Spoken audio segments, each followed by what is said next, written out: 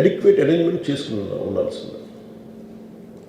ఒకసారి అభివాదం చేయకపోతే ఏమైపోద్దంటే, and I'm trying to be as objective as I can be. ఒకసారి అభివాదం చేయకపోతే ఏమైపోద్దంటే మీకు కావాలని అది సెలబ్రేట్ చేసుకున్నట్టు కాదు.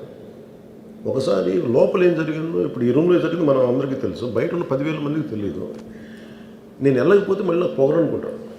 So even hero has the thought, any hero will have thought process, లేదు అలా చెయ్యి లోపాలి నమస్కారం పెట్టాలని బేసిక్, అది ఎంజాయ్ చేయటం కాదు. That is one aspect we have to look in. ఆ తర్వాత at least third day he should have visited. కానీ భయం ఏముంటుంది, ఇబ్బంది ఏముంటుందో చెప్తాను. చాలా బరువు మనసుకి, మన వల్ల చనిపోయారంటే ఒక బరువు ఉంటుంది. అది ఆ ఒక్క బరువుని ఎవరన్నా వెళ్ళి హ్యాండిల్ చేసి, దానికి ఒకసారి ఏమవుతుంది, 10 మంది వెళ్ళాలి.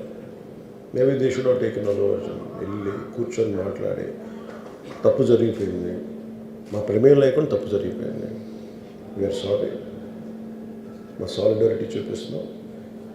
వెళ్ళి ఆ బిడ్డ కోసం వెళ్ళి మహంకాళమ్మ గుడిలో ప్రార్థన చేస్తున్నారు.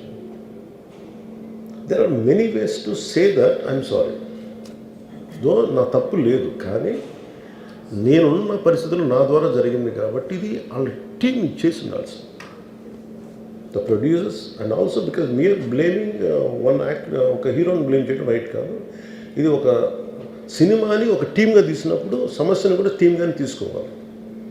కానీ ఇక్కడ సమస్య ఏం చేశారంటే మొత్తం హీరో మీద పెట్టేశారు అండ్ ఒంటరి వ్యక్తిని చేశారు. అది నాకు కరెక్ట్ అనిపించింది.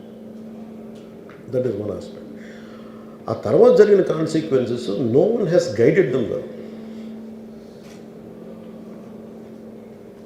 ఆ తర్వాత జరిగిన కాన్సెప్ట్ జైలులో వన్స్ కేసు పెడితే and we don't question police.